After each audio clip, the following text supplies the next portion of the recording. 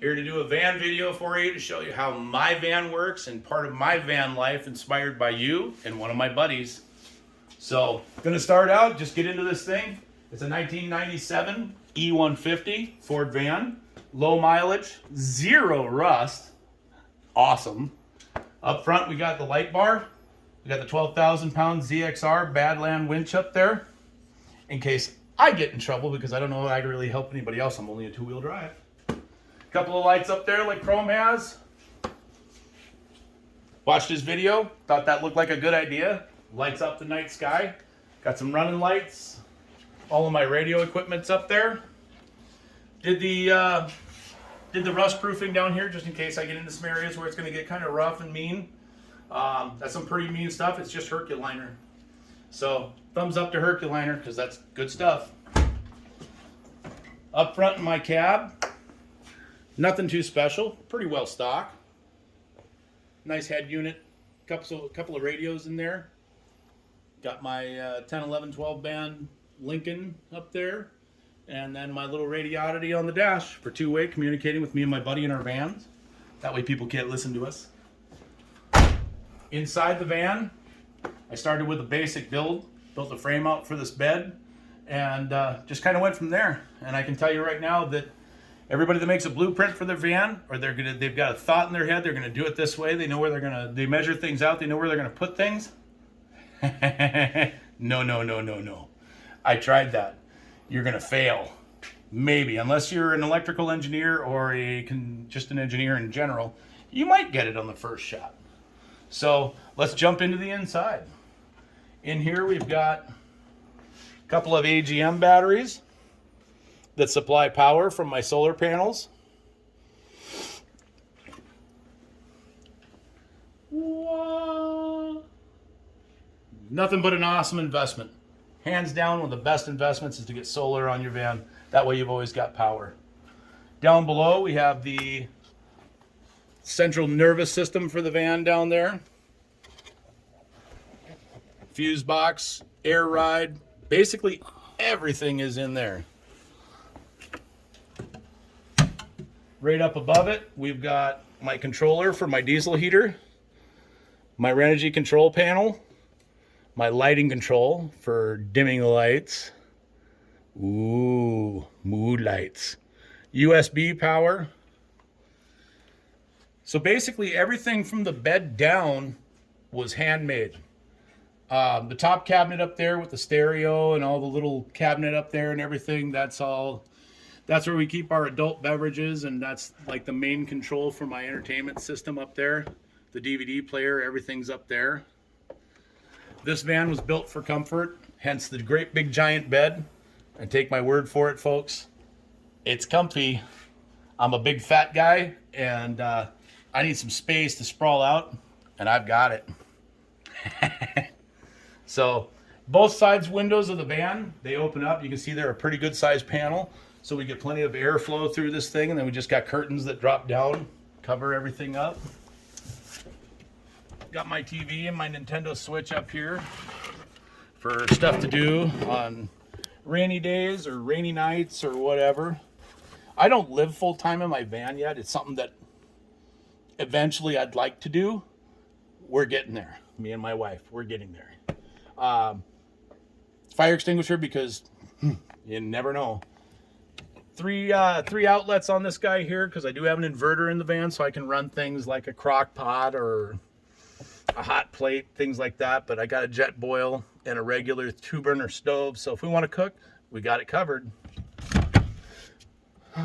One of the best things about this van is an idea that me and my buddy came up with when we were building this. This cabinet is actually a laundry cabinet from Menards. And when we finished this all up, we thought, well, let's put a butcher block countertop on there. And he said, wait a minute, let's do something crazy.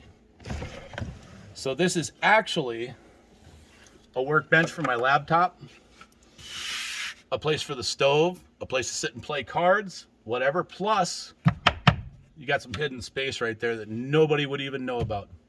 Of course, I just told everybody on YouTube. You're welcome. You guys know all my secrets.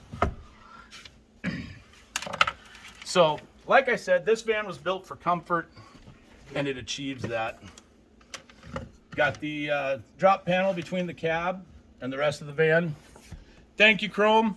Same one as you've got in your van. I seen that thing in there. I went on Amazon and I found it. Works fantastic. Absolutely no issues with that. This van does have front and rear heat and air conditioning, so hence the little vents in the ceiling right here. I do have, if when it gets really good and hot outside, we do have rear air conditioning, so we can just ask to start the van and cool off. Plenty of lighting in here, no shortage of that. In this cabinet here, and yes, there it is, ladies and gentlemen, the infamous bucket for which to poop in. My Chinese diesel heaters down there. Plenty of storage on this side. I keep tools and bathroom and toiletry stuff over here. Plenty of storage space in this van. There's no shortage of that. Let's see if I can get out of here without falling on my face. There we go. Like I said, I'm a bigger guy, and this van actually works out really well. 4-foot ARB awning provides just enough shade and protection from rain if this side door is open and we're cooking or just hanging out. Just enough space for 2 chairs and my little aluminum table. So got that pretty well set up. NOCO plug on the side of the van. So if we're in a situation, it's night, our batteries are low for some reason or whatever, which I've never ran into, we just plug into shore power, charge our batteries, and watch TV and hang out. So moving around back, oh, say hi to Zena. You don't want to say hi, do you? She's tired. So moving around back, we have some Amazon goodies. The fuel can rack, spare tire rack, hitch front and back on this. The one on front holds the winch. The one on back holds my double light and step.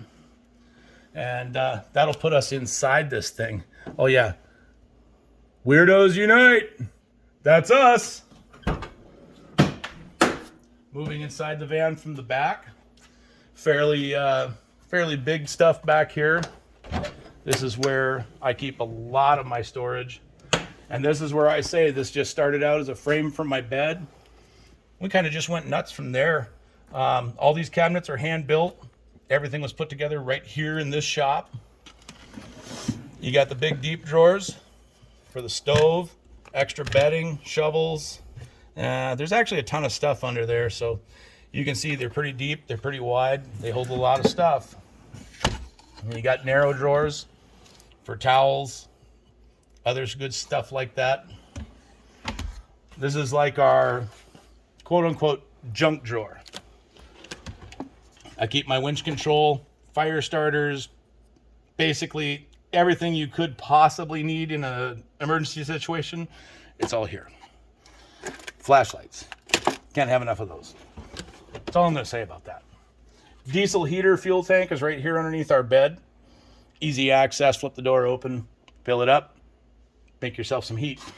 And then the other big drawer, which of course isn't full because we're not using it right now. North Dakota in the winter, not a whole lot of places to go unless you travel out of state. And like I said, we're not living in it full time. Still working, doing the daily grind thing for now. That hopefully will change sometime soon. So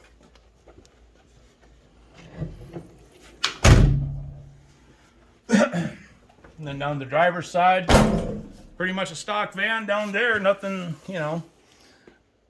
nothing big and wonderful to see there. Looks like pretty much just a stock van unless you can see it from the roof. So, but yeah, shout out to Chrome and Cruise.